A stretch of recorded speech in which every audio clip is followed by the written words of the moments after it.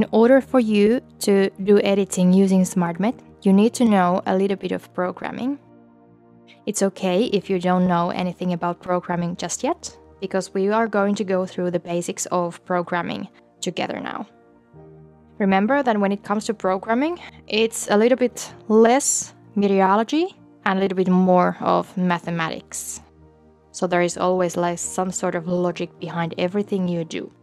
And in SmartMet, there is SmartMet's own programming language called Smarttool. It resembles a little bit of C++ language, but it's still its totally own language. So the parameters you can refer directly using Smarttool language are temperature, that is abbreviated by T. It's always in degrees Celsius. Pressure in hectopascals, relative humidity in percentages, and precipitation rate in the unit of millimeters per hour. And the rest you can also see here from the list, and these are the ones you should remember by heart. So for example, when you are editing wind speed, you remember that you have to denote to wind speed by WS, or total cloud cover by N. Many of these abbreviations come from the sign-up code. There are also some static variables in Smarttool language. So these variables always have a value that you can refer to, but you cannot change. So for example, sun elevation angle, abbreviated as E angle, is always getting a value from -90 to 90. And when the sun is at the level of horizon, it has a value of 0. So you can refer in your program, in your code snippet, that sun elevation angle has to be larger than 0, which would mean that it has to be a daytime, because when sun is over the horizon, the sun elevation angle has a positive value. And when the sun is below the horizon, it has a negative value.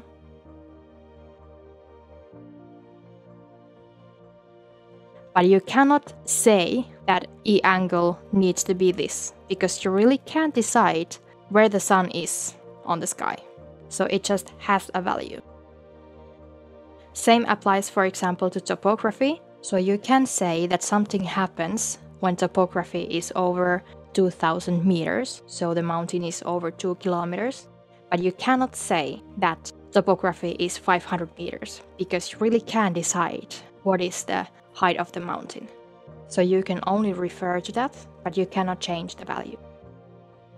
So you might remember from visualization part that you can denote the parameters like this. So T_GFS is referring to GFS's temperature. And if you want to refer to a different level, you can do it either using T_GFS_the level or level and then the model. So it really doesn't matter in which way the producer and then the level are written in Smarttool. But when we were talking about macro parameters, it was crucially important that whenever you wanted to visualize something, you have to have result equals something, because the result is the command in Smarttool language to show the result on the map. This was the way to create your own parameters, like precipitation sums, for example. Here, in this example, GFS model temperature would be increased by 1 degree everywhere on the map, and that would be the result shown on the map. But now that we are starting to do editing, we have to approach it a little bit differently. We quite often want to refer to the edited parameter, not the model itself.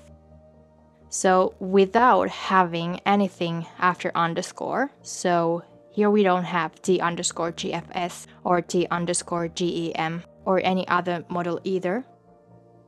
So it means that we are actually referring to the edited temperature, so the black parameter on our map row.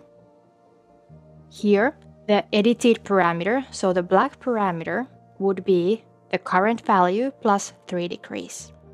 So in every point on the map, the temperature that is currently on the map would be increased by 3 degrees.